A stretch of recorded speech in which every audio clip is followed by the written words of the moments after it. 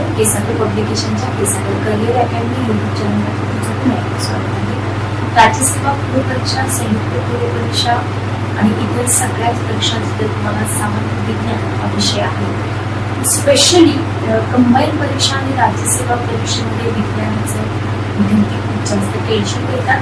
विद्यार्थ्यांना असं वाटतं की आवडत्या बाहेरचे क्वेश्चन येतात किंवा क्वेश्चन कुठून येतात, कसे येतात ते विद्यार्थ्यांना समजत नाही. सो इथं हे जे विद्यार्थ्यांचे टेन्शन आहे, हे विद्यार्थ्यांचं टेन्शन एका वन स्टॉप सोल्युशनला जाणार आहे. ते म्हणजे केसागर सामान्य विज्ञान रवी भूषण सरांनी लिहिलेले पुस्तक, ज्याला तुम्ही दुसऱ्यांचं पुस्तक म्हणून ओळखता. अतिशय विद्यार्थीप्रिय असं पुस्तक. तर हे पुस्तक मूळतः आहे इंग्रजी आणि मराठी हिंदीमध्ये. सो लँग्वेजचा प्रॉब्लेम आपल्याला येतो, त्याच्यामुळे आपण हे पुस्तक वापरू शकत नव्हतो. पण केसागर पब्लिकेशन हे जे पुस्तक आहे, हे पुस्तक मराठीमध्ये ट्रान्सलेट केलेलं आहे. त्याच्यामुळं या पुस्तकामधून आपण पैकीच्या पैकी मार्क विज्ञानामध्ये मिळवू शकतो. पुस्तकाचं वैशिष्ट्य हे आहे, राज्यसेवा तुमची जी झाली होती 2024ची, तिथं 20 पैकी 15 प्रश्न या पुस्तकामधून आहेत. राज्यसेवा 23ला 22 पैकी 19 प्रश्न, राज्यसेवा 22ला 23 पैकी 23 प्रश्न या पुस्तकामधून तुम्हाला विचारलेले आहेत. पुस्तक कसं परचेस करायचं? डिस्क्रिप्शन बॉक्समध्ये तुम्हाला पुस्तकाची लिंक मिळेल. त्या लिंकवरती जाऊन तुम्ही पुस्तक वापरू शकता. 7 ते 8 दिवसामध्ये पुस्तक तुम्हाला मिळून जाईल. येणाऱ्या राज्यसेवेसाठी डेफिनेटली ते पुस्तक तुम्हाला पडेल.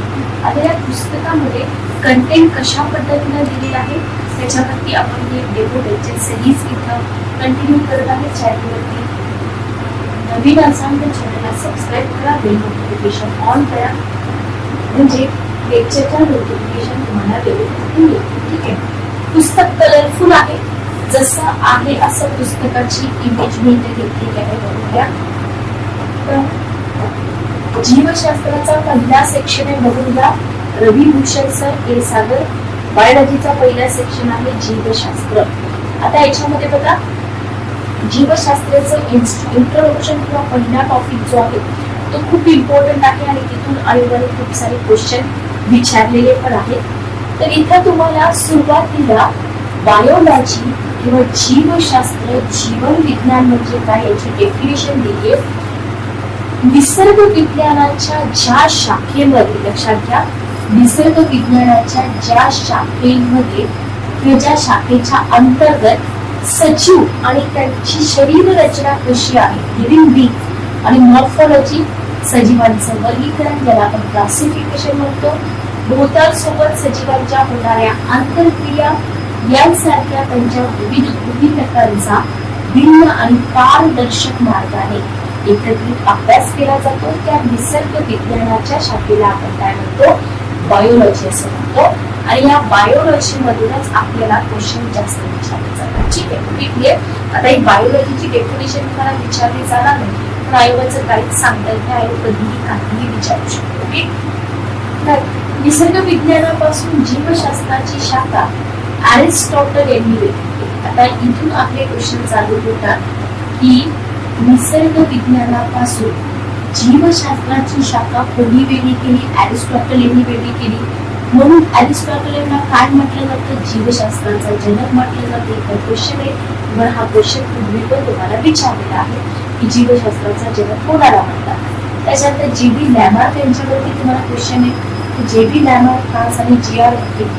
ट्रेव्हिलियनस, जर्मनी यांनी जीवशास्त्राला बायोलॉजी ही संज्ञा स्पष्ट केली. तुम्हाला विचारलं जातं जीवशास्त्राला बायोलॉजी ही संज्ञा कोणी स्पष्ट केली. ओके.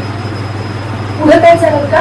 पुढे जीवशास्त्राचं वर्गीकरण वनस्पतीशास्त्र आणि प्राणीशास्त्र या 2 शाखांमध्ये केलं. ठीक आहे.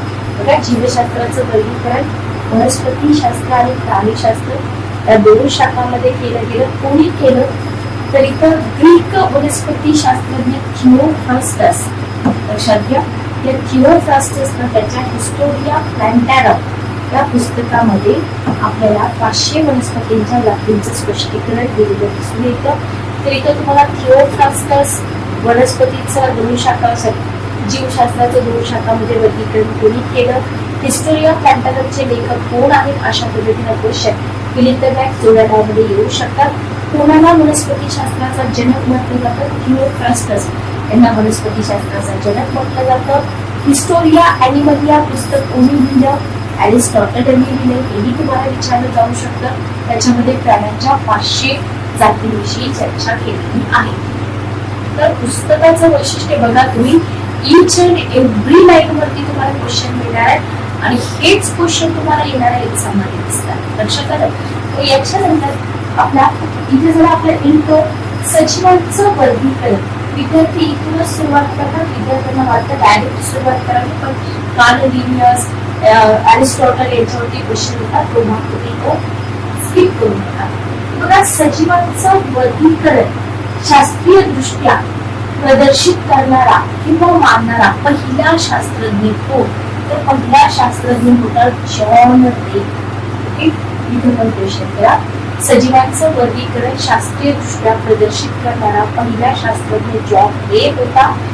सजीवांच्या वर्गीकरणाशी संबंधित आधुनिक संकल्पना स्वीडन स्थित शास्त्रज्ञ कोणी मांडली? कार्ल लिनियस यांनी मांडली. कधी मांडली? 18व्या शतकाच्या उत्तरार्धामध्ये मांडला. ठीक आहे. सजीवांचे वर्गीकरण पहिल्यांदा सुरू केलं कोणी? Carl Linnaeus.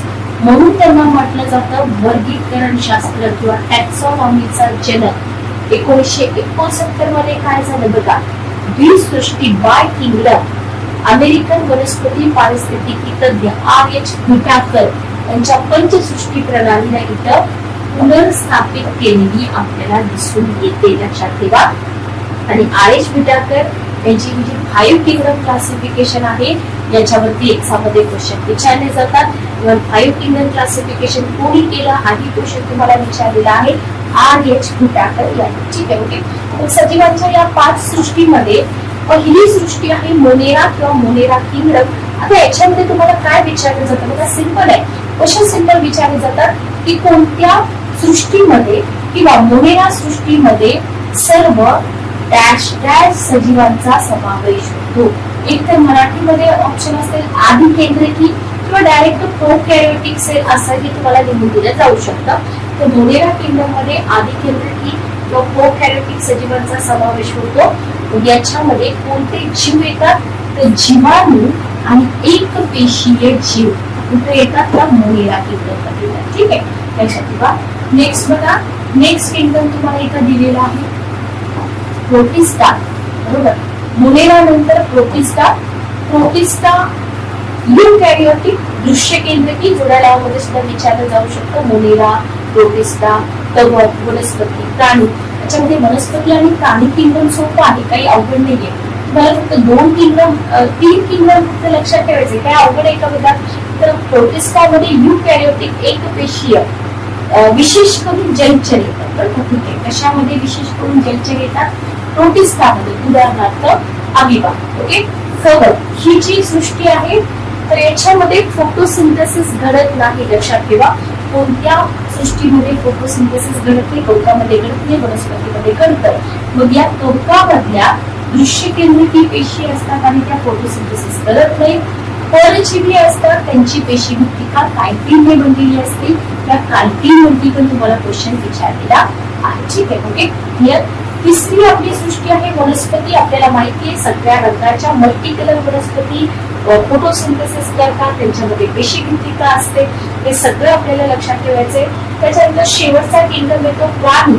याच्यामध्ये सर्व बहुपेशीय. लक्षात ठेवा. बहुपेशीय दृश्य केंद्रिकी पेशी भित्तिका नसलेले भक्षक, सजीव, तारामासा, सरपटणारे, उभयचर, सस्तन सगळे प्राणी कुठे येतात? या प्राणी सृष्टीमध्ये किंवा प्राणी किंगडम मध्ये येतात. ठीक आहे. ओके. तर हे 5 किंगडम क्लासिफिकेशन कोणी केलं आणि हे 5 किंगडम तुम्हाला थोडक्यात लक्षात ठेवायचे. बाकी याच्यावरचे MCQ आपण पुढे सॉल्व्ह करणार आहोत. पुस्तकामध्ये प्रत्येक सेशन प्रत्येक चॅप्टरच्या मध्ये तुम्हाला काही व्हॅल्यू ऍडिशनल इन्फॉर्मेशन दिले, जसं की संकीर्ण म्हणून दिले. हिपोक्रेटस या प्रसिद्ध ग्रीक डॉक्टरला औषधशास्त्राचा जनक म्हणतात. कुणाला म्हणतात? हिपोक्रेटसला म्हणतात. कोणता सजीव प्राणी आणि वनस्पती दोन्हींचे गुणधर्म दर्शवतो? युरिया. ठीक आहे. म्हणून त्याला प्रोटिस्टा सृष्टीमध्ये समावेश केलाय. हरित प्रवाहाच्या अनुपस्थितीमुळे कवकामध्ये हेट्रोट्रॉपिक न्यूट्रिशन होतं. तर हेट्रोट्रॉपिक न्यूट्रिशन खालीलपैकी कोणत्या सृष्टीमध्ये घडले तर कवच सृष्टीमध्ये, बरोबर. आणि ते कशामध्ये साठवलं जातं? ग्लायकोजेनच्या स्वरूपामध्ये साठवलं जातं. ठीक आहे. शेणावर निर्माण होणाऱ्या टोकाला काय म्हणतात? कॉप्रोफिलस म्हणतात. काय म्हणतात? कॉप्रोफिलस. Okay, clear. तर हे थोडंसं एक्स्ट्रा इन्फॉर्मेशन आहे, लक्षात ठेवा. त्याच्यानंतर सजीवांच्या नामकरणाची विराम प्रणाली, व्हेरी व्हेरी इम्पॉर्टंट. सजीवांचं नामकरण, आता आपण 5 किंगडम क्लासिफिकेशन बघितलं. याच्यानंतर जे सजीव आहेत त्यांचं एक नामकरण म्हणा, विराम प्रणाली इथे दिसते आपल्याला. की विराम प्रणाली 1753 मध्ये कार्ल लिनियस यांनी निश्चित केली. 2 शब्दांच्या मदतीने त्यांनी काय केलं? सजीवांचं नामकरण केलं. याच्यामध्ये तुम्हाला विचारलं जातं, पहिला शब्द प्रजातीचा असतो, दुसरा शब्द जातीचा असतो. जसं की होमो सेपियन. ठीक आहे. हे लिन काय आहे हे पण आपण बघूया. त्याच्यामध्ये होमो सेपियन हे प्रजातीचं नाव आहे. होमो हे प्रजातीचं नाव आहे, सेपियन हे जातीचं नाव आहे. लिन हे टॅक्सोनॉमरचं नाव आहे. ठीक आहे. लिनियस हा टॅक्सोनॉमर होता, म्हणून लिन हे टॅक्सोनॉमरचं नाव आहे. आणि अशा पद्धतीने तुम्हाला एक्झाम्पल म्हणून काही सजीवांची इथे नावं विचारली जातात. जसं की बघा, फॉर एक्झाम्पल मानव, बरोबर. आताच आपण बघितलं होमोसेपियन शास्त्रीय नाव. त्याच्यानंतर मांजर, फेलिस डोमेस्टिका, गाय, वॉस इंडिकस. त्याच्यानंतर आंबा, मॅग्निफेरा इंडिका, गहू, ट्रिटिकम ऍस्टिबम, हरभरा, सिकर अँटिग्नॉम, बेडूक आहे, राणा टायग्रिना, कॅनिस फॅमिलियारिस. घर माशीवरती क्वेश्चन आला होता, मुस्का डोमेस्टिका, तांदूळ, ओरायझा सटायवा, वाटाणा, पायसम सटायवम, आणि मुरोली ब्रासिका कॅम्पेस्टिस. ठीक आहे. ओके. तर याच्यामध्ये कशावरती तुम्हाला क्वेश्चन येऊ शकतो, थोडंसं व्यवस्थित प्रिपेअर करून ठेवा. ठीक आहे. फक्त पहिलं नाव जातीचं का पहिलं नाव प्रजातीचं हे फक्त डोक्यात असतं. त्याच्यानंतर सेकंड पार्ट आपला इथं स्टार्ट होतो, पेशीशास्त्र, सायटोलॉजी. ठीक आहे. ओके.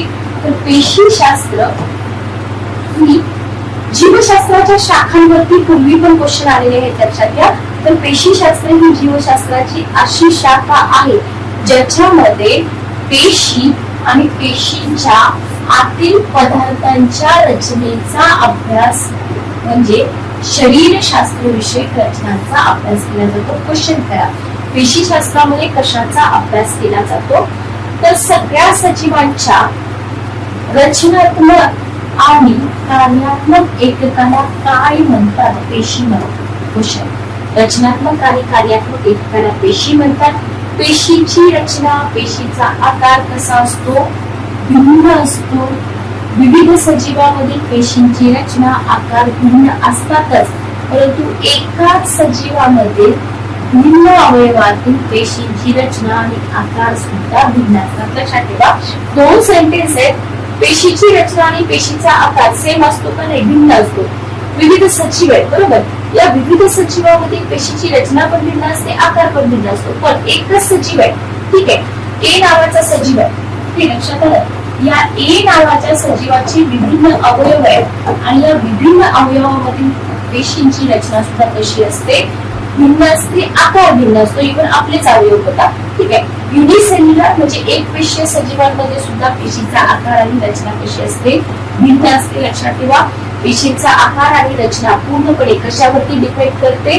चयापचय, मेटाबॉलिक क्रिया जी असते ना त्याच्यावरती अवलंबून असते. क्वेश्चन करा, पेशींची संख्या सजीवांच्या अवयवांनी शरीरावर अवलंबून असते. क्वेश्चन करा, छोट्या सजीवांमध्ये पेशींची संख्या लिमिटेड असते, मोठ्या सजीवांमध्ये जसं की हत्ती असेल, वेल असेल, वृक्ष असतील, मोठ्या सजीवांमध्ये पेशी कशा असतात? अनलिमिटेड असतात. ओके. आणि सामान्यपणे तुम्हाला क्वेश्चन विचारला जातो, मानवी शरीरामध्ये जवळपास डॅश डॅश पेशी अस्तित्वात असतात. ऑप्शन मध्ये तुम्हाला अशा पद्धतीने ऑप्शन दिले जाऊ शकतात आणि हे क्वेश्चन 100% तुम्हाला विचारले जाणार. ओके. पेशीचा शोध कोणी लावला? रॉबर्ट हुक यांनी लावला. कधी लावला? 1665 मध्ये लावला. हे ऑलरेडी विचारलेलं आहे.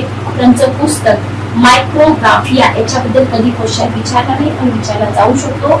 मायक्रोग्राफिया हे कुणाचं पुस्तक आहे? रॉबर्ट हुक यांचं आहे. त्यांनी त्या पुस्तकामध्ये पेशींबद्दल सगळी माहिती दिलेली आपल्याला दिसून येते. 1889 मध्ये J.E. पुर्किंजे फायबर बरोबर त्यांनी काय केलं, पेशीतील पेशीद्रव्य, सायटोप्लाझम आणि केंद्रद्रव्य न्यूक्लिओप्लाझम यांचा अभ्यास केला.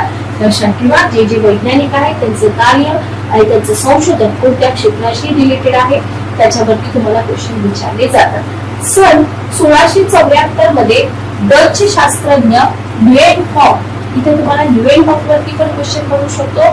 ल्युएनहॉफने सजीव पेशींच्या आतील घटकांचा अभ्यास केला. लक्षात घ्या, कशाचा अभ्यास केला? ल्युएनहॉफने सजीव पेशींच्या आतील घटकांचा अभ्यास केला आणि 19व्या शतकाच्या शेवटच्या चतुर्थांश काळाला पेशी शास्त्राचा चांगला कालावधी म्हणतात, कारण तिथे काय झालं, पेशी विज्ञानाबाबत महत्वाचे शोध लागले. तर इथे ल्युएनहॉफ यांचा जो संशोधन आहे, काय आहे आणि त्यांनी कशाचा अभ्यास केला हेही तुम्हाला इथे लक्षात ठेवावं लागेल. ठीक आहे, ओके, क्लिअर. नेक्स्ट बघा, पुढचा पार्ट आपण बघूया. जिथं जिथं क्वेश्चन आहे तिथं क्वेश्चन म्हणून दिलेला आहे आणि त्याच्यावर क्वेश्चन तुम्हाला डेफिनेटली विचारले जातात. ठीक आहे, ओके. याच्यानंतर आहे व्हेरी इम्पॉर्टंट पेशी सिद्धांत. याला IMP करा, पेशी सिद्धांत. ठीक आहे, पेशी सिद्धांत बघा. 1838-39 मध्ये वनस्पती शास्त्रज्ञ श्लायडे आणि प्राणीशास्त्रज्ञ श्वान त्यांच्यावरती मला वाटतं राज्यसेवा किंवा कंबाईनला क्वेश्चन विचारला होता. श्लायडे आणि श्वान या दोघांनी एकत्रितपणे मांडली सेल थेअरी, ज्याला आपण पेशी सिद्धांत म्हणतो. आता त्याच्याशी निगडीत जे मुख्य मुद्दे आहेत ना त्याच्यावरती पुढे तुम्हाला क्वेश्चन बनवू शकतात. या सेल थेअरी मध्ये काय सांगितलं की प्रत्येक सजीवाचा उगम हा पेशीपासूनच होतो.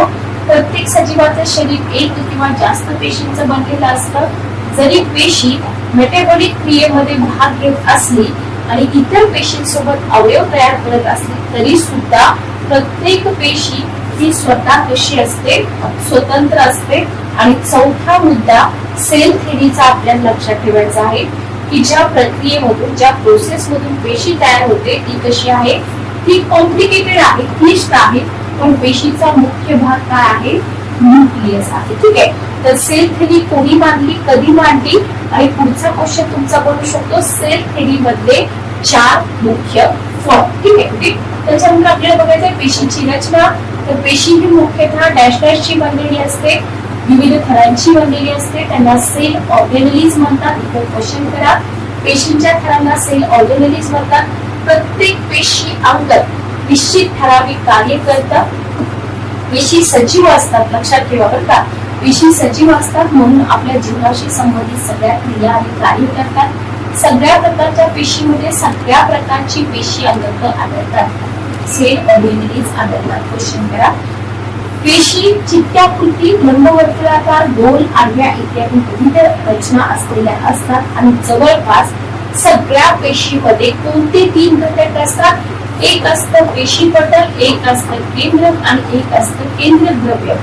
जवळपास सगळ्या पेशीमध्ये 3 मुख्य घटक असतात, एक पेशीपटल, 2 केंद्रक आणि 3 केंद्रक द्रव्य. ठीक आहे, लक्षात ठेवा. आता याच्यामध्ये तुम्हाला हे जे पेशींचे 3 मुख्य घटक आहेत ते 3 मुख्य घटक व्यवस्थित अभ्यासायचे आहेत. पेशीमधला पहिला घटक येतो पेशीपटल, ज्याला सेल मेम्ब्रेन म्हटलं जातं. हे काय आहे? सेल मेम्ब्रेन हे पेशीचं बाह्य आवरण आहे. ठीक आहे, लक्षात ठेवा. सेल मेम्ब्रेन काय आहे? पेशीचं बाह्य आवरण आहे. ओके, कसं असतं? सेमी परमिएबल असतं, लक्षात ठेवा. सेमी परमिएबल मध्ये सगळे पेशीय पदार्थ त्याच्यातून जातील का ना, बरोबर, म्हणून त्याला काय म्हटलं जातं? Selectively permeable membrane. काही सिलेक्टेडच पार्ट इथून आतमध्ये जातो म्हणून त्याला म्हटलं जातं. पेशी पटलाला काय म्हटलं जातं? निवडक्षम बाह्य किंवा सिलेक्टिव्हली परमिएबल मेम्ब्रेन. आणि हे पेशी पटल कशाचं बनलेलं असतं?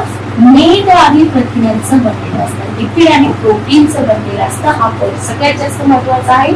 पेशीचा दुसरा घटक येतो पेशी भित्तिका, सेल वॉल. सेल वॉल फक्त आणि फक्त वनस्पती पेशीमध्येच आढळते.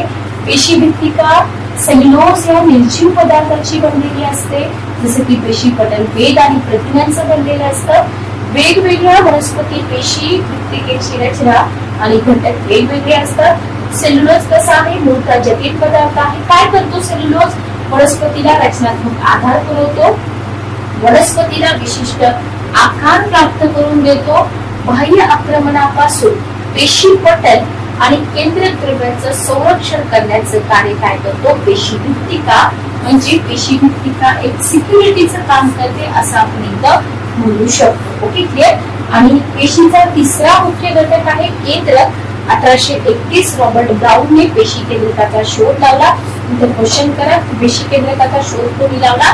रॉबर्ट ब्राउनने लावला.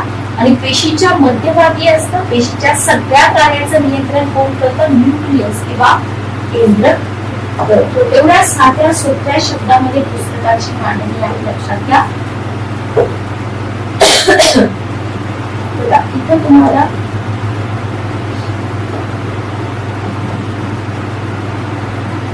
इथं तुम्हाला डायग्राम दिलेले आहे.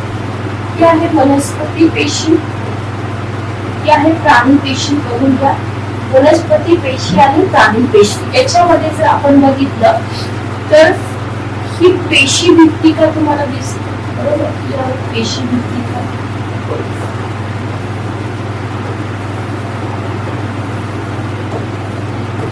पुस्तकामध्ये डायग्राम आहे पेशी भित्तिका. पण प्राणी पेशीमध्ये पेशी पटल आहे, पेशी भित्तिका आहे का? नाही. म्हणून आपण काय बोललो की पेशी भित्तिका फक्त वनस्पती पेशीमध्येच दिसते, बरोबर. बाकी इथे तुम्हाला पेशी द्रव्य दिसेल, हरित लवकर फक्त वनस्पती पेशीमध्येच दिसते, बरोबर. त्याच्यानंतर कॉमन काय आहे बघा, तंतुकणिका तुम्हाला दोन्हीमध्ये दिसतील, भित्तिका तुम्हाला दोन्हीमध्ये दिसतील, अंतर्द्रव्य जालिका दोन्हीमध्ये, न्यूक्लियस दोन्हीमध्ये, गोल्गी ॲपॅरेटस दोन्हीमध्ये, पेशी पटल तुम्हाला इथे बघा, पेशी पटल दोन्हीमध्ये दिसेल, लयकारिका तुम्हाला फक्त वनस्पती पेशीमध्ये दिसतील, मुख्य रायबोसोम तुम्हाला दोन्हीकडे दिसेल. ठीक आहे. तर कॉमन काय आहे ते तुम्हाला इथे काय करायचं आहे, लक्षात ठेवायचं आहे. वनस्पती पेशी आणि प्राणी पेशी मधला जो डिफरन्स आहे तो आपल्याला इथे व्यवस्थित लक्षात ठेवायचा आहे. ठीक आहे. Okay, clear. नेक्स्ट बघा, केंद्रकीय पटल. लक्षात ठेवा. आता इथे तुम्हाला केंद्रकीय पटलाबद्दल थोडासा अभ्यास करायचा आहे. केंद्रकीय पटल ज्याला आपण न्यूक्लियर मेम्ब्रेन असं म्हणतो. न्यूक्लियर मेम्ब्रेन केंद्रकाभोवतालचं जे आवरण आहे, आपण बघितलं की सेंटरला न्यूक्लियस असतो, बरोबर. हा जो केंद्रक आहे ना, या केंद्रकाबद्दल आपण डिटेल इन्फॉर्मेशन घेतोय. तर याच्यामध्ये केंद्रकीय पटल ज्याला न्यूक्लियर मेम्ब्रेन म्हटलं जातं, केंद्रकाभोवती असलेलं लिपिड आणि प्रोटीनचं आवरण. लक्षात घ्या, केंद्रकाभोवती असलेलं लिपिड आणि प्रोटीनचं जे आवरण आहे ना, इथं बघा, इथं तुम्हाला दाखवलेलं आहे. लिपिड आणि प्रोटीनचं हे जे आवरण आहे ना, याला काय म्हटलेलं आहे? याला म्हटलेलं आहे न्यूक्लियर मेम्ब्रेन. ठीक आहे. ओके. याला काय असतात? केंद्रकीय छिद्र असतात, सूक्ष्म छिद्र असतात. इथे दाखवले अशा पद्धतीनं सूक्ष्म छिद्र असतात. आणि या छिद्रामधून काय होत असतं? या छिद्रामधून पेशी द्रव्य आणि केंद्र द्रव्य, याच्यामधून पेशी द्रव्य आणि केंद्र द्रव्य यांची गरजेनुसार जितकी गरज आहे तितकीच ट्रान्सपोर्ट किंवा देवाणघेवाण होते. आणि केंद्रकीय पटलाचं बाह्य आवरण जे असतं ना, ते बाह्य आवरण अंतर्द्रव्य जालिकेला जोडलेलं असतं. आता मी तुम्हाला डायग्राम मध्ये अंतर्द्रव्य जालिका दाखवली, तर लक्षात ठेवा हे जे न्यूक्लियर मेम्ब्रेन आहे, या न्यूक्लियर मेम्ब्रेनचं बाहेरचं आवरण जे असतं ना, ते कशाला जोडलेलं असतं? अंतर्द्रव्य जालिकेला जोडलेलं असतं. आता याच्यामध्ये केंद्र द्रव्य जे असतं ना, त्याला म्हटलं जातं न्यूक्लिओप्लाझम. काय म्हटलं जातं? न्यूक्लिओप्लाझम. तुम्हाला सिंपल क्वेश्चन विचारला जातो की पेशीच्या केंद्रकात असलेले जीवद्रव्य म्हणजे डॅश डॅश होल न्यूक्लिओप्लाझम. आणि त्याच्या पुढचा क्वेश्चन म्हणतो मॉडरेट टू डिफिकल्ट लेवलचा की न्यूक्लिओप्लाझम प्रामुख्याने प्रोटीन, फॉस्फरस आणि न्यूक्लिक आम्लाचं बनलेलं असतं. कशाचं बनलेलं असतं? प्रोटीन, फॉस्फरस आणि न्यूक्लिक आम्ल. Okay, clear. त्याच्यानंतर केंद्रकी ज्याला कंडेन्स्ड म्हटलं जातं, संग्रहित भाग. केंद्रकाचा जो संग्रहित भाग आहे त्याला न्यूक्लिओलस म्हटलं जातं. काय म्हटलं जातं? न्यूक्लिओलस. केंद्रकामध्ये एक किंवा अधिक गोलाकार भाग असतात, तेच केंद्रकी होय.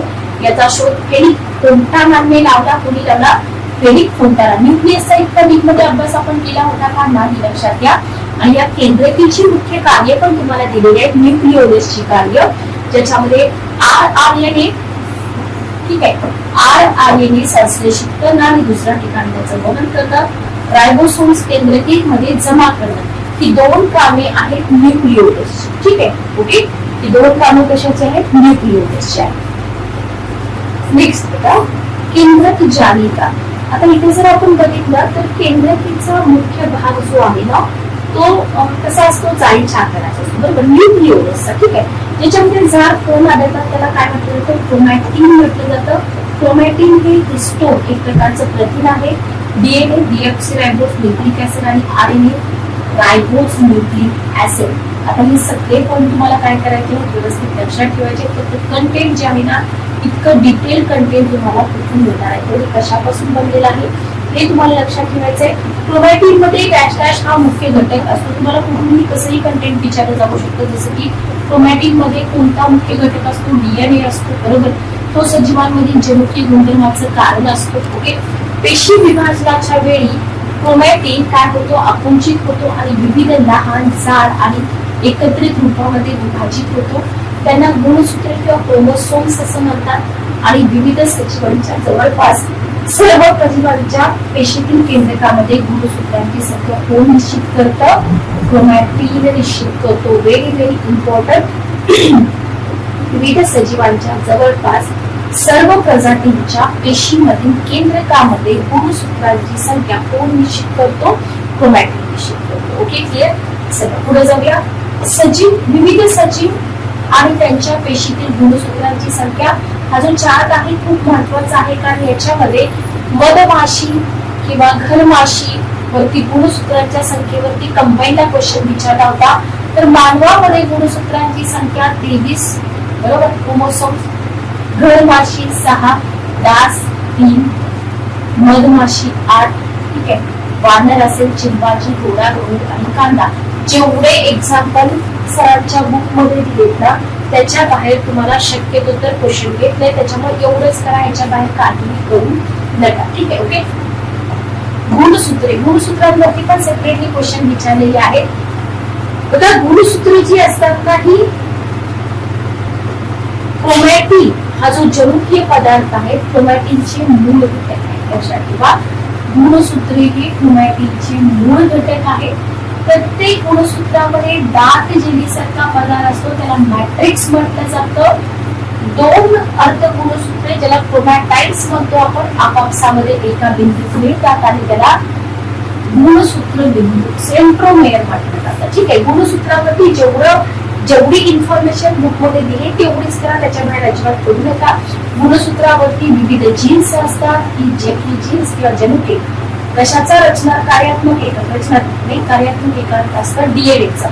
आणि जे जीन्स असतात किंवा जनुक असतात डीएनएच्या जनुकीय गुणधर्माचं कारण असतं. गुणधर्माचे एका पिढीकडून एका जनरेशन कडून दुसऱ्या जनरेशन कडे हस्तांतरण कशाद्वारे होते, त्या जीन्सद्वारेच होते. म्हणून गुणसूत्रांना डॅश डॅश म्हटलं जातं, अनुवंशिकतेचं वाहक म्हटलं जातं. कारण का, तर डीएनएच्या जनुकीय गुणधर्माचं कारण ते जीन्सच आहे. गुणधर्माचे एका पिढीकडून दुसऱ्या पिढीकडे हस्तांतरण जनुकाद्वारेच होते. याच्यामुळे गुणसूत्रांना काय म्हटलं जातं, अनुवंशिकतेचं वाहक म्हटलं जातं. ठीक आहे, क्लिअर. नेक्स्ट बघा,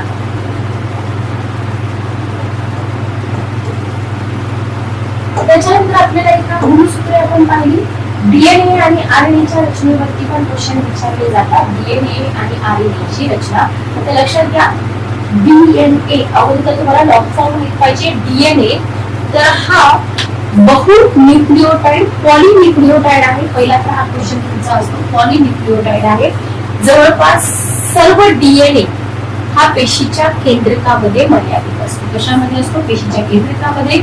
परंतु थोड्या प्रमाणामध्ये मायटोकॉन्ड्रिया म्हणजे ज्याला आपण तंतुकणिका म्हणतो आणि हरित लवकात सुद्धा इथं आपल्याला दिसून येतो. डीएनए इथपर्यंत समजलं का? काही अडचण असेल तर तुम्ही मला विचारू शकता. ठीक आहे, ओके.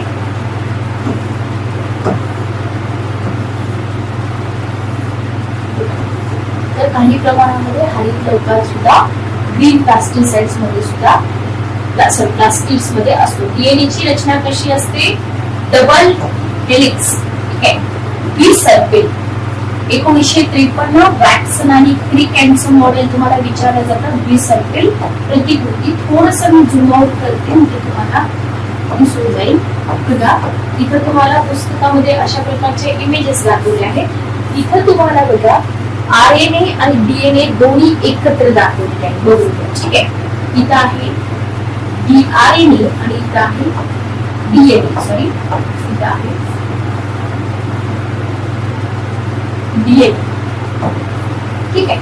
इथं बघा,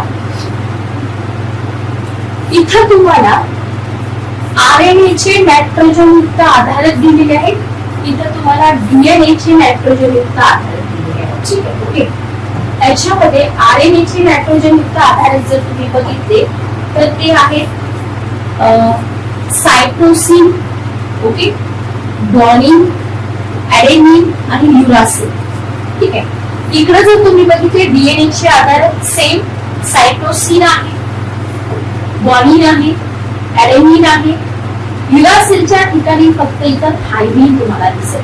हा जो डिफरन्स आहे, हा डिफरन्स तुम्हाला इथे लक्षात ठेवायचा आहे.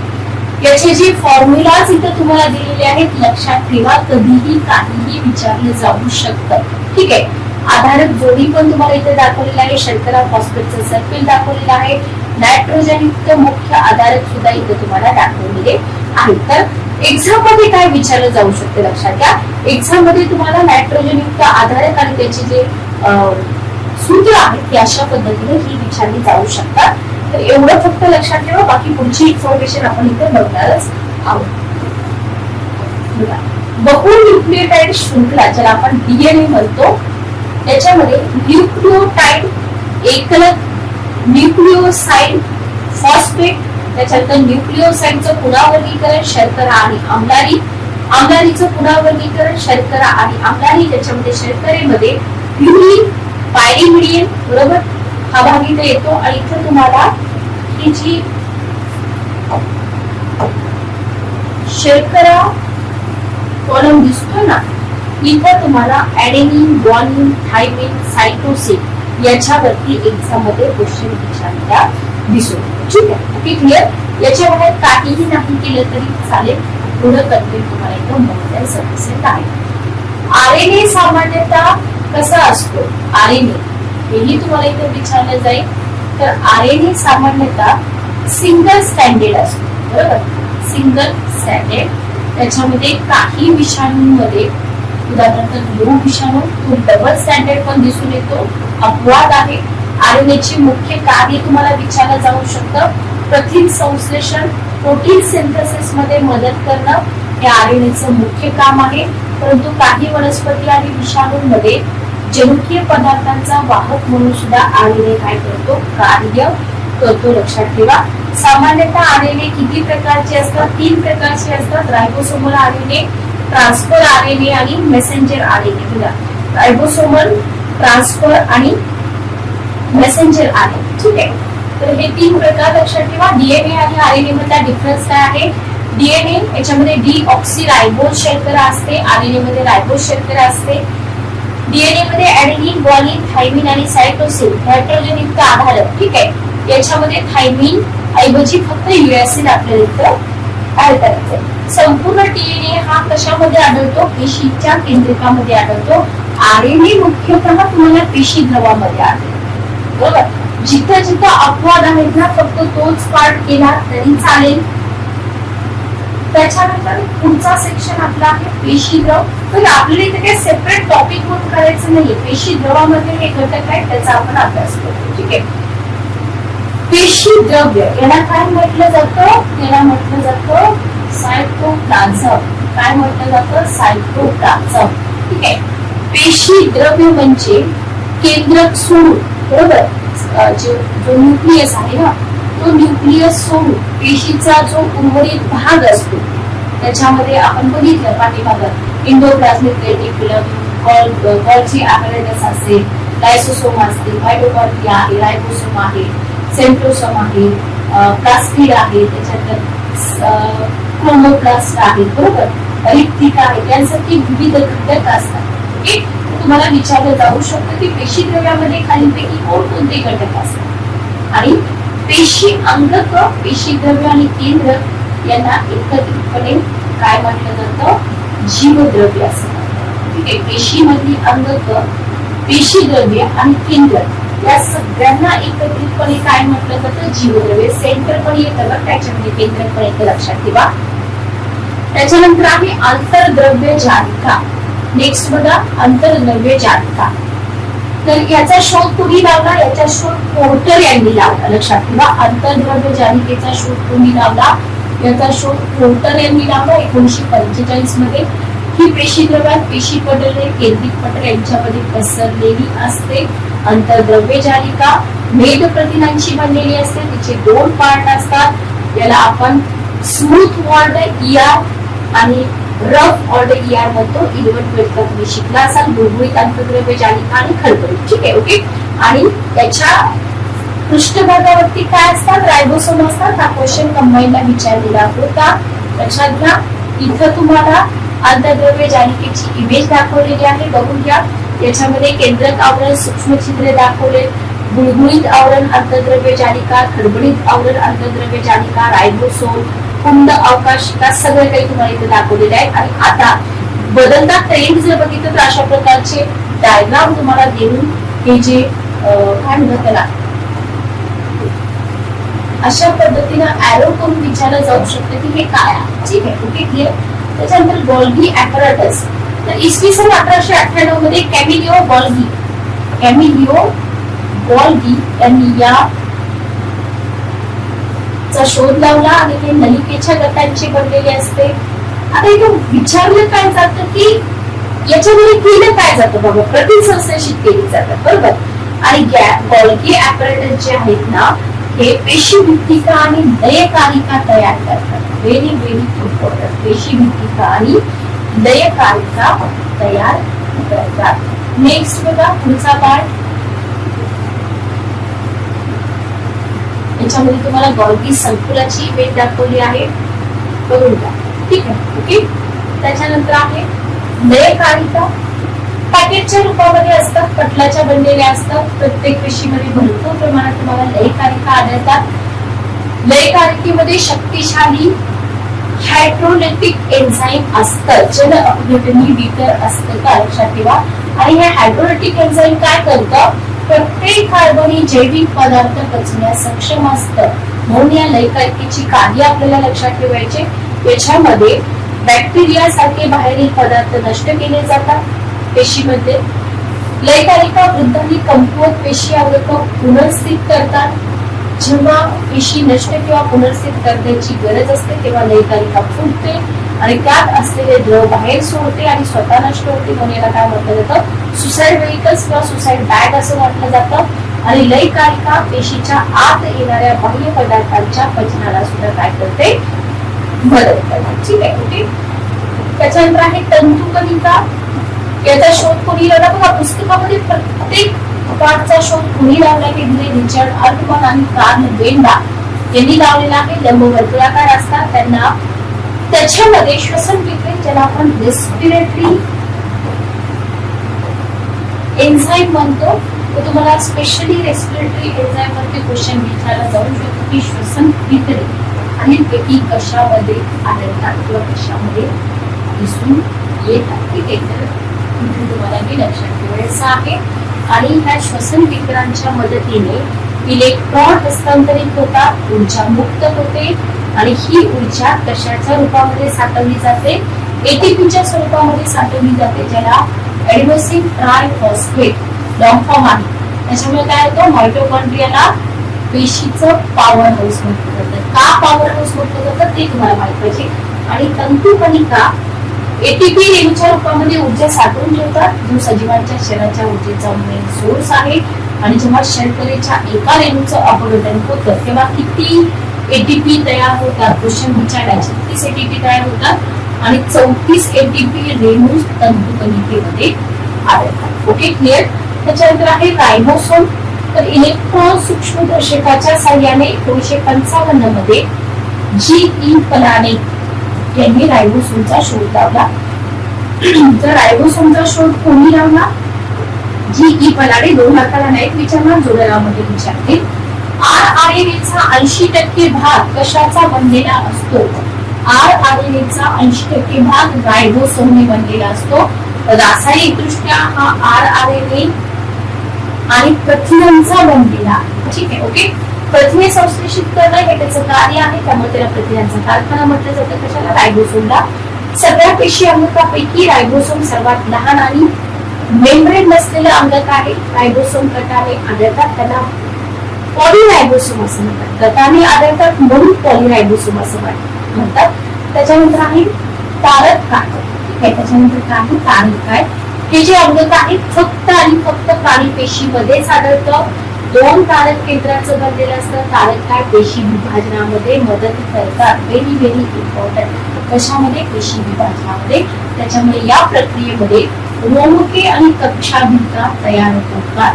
त्याच्यानंतर आहे कवके, ज्याला प्लास्टिड्स म्हटलं जातं, जे फक्त वनस्पती पेशीमध्ये आढळतात. त्यांचा आकार तंतुकणिकेसारखा असतो. विविध प्रयोजनार्थ त्यांचं 3 गटामध्ये वर्गीकरण केलं जातं आणि या 3 गटांवरती सुद्धा क्वेश्चन विचारले जातात. त्याच्यामध्ये अवर्णलवके, वर्णलवके आणि हरितलवके. ठीक आहे, ओके.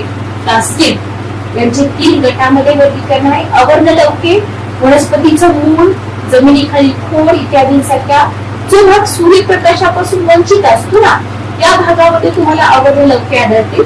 याचं कार्य असतं पिष्ठाचं सूक्ष्म स्तर तयार करणे आणि तीन कण साठवणे. बटाट्याचं पिष्ट अवर्णलवकाचे एक्झाम्पल. वर्णलवके रंगीत असतात, तांबडी, पिवळी, नारंगी. वनस्पतीच्या फूल, फळाचा भाग, बी याच्यामध्ये तुम्हाला वर्णलवके मिळतील.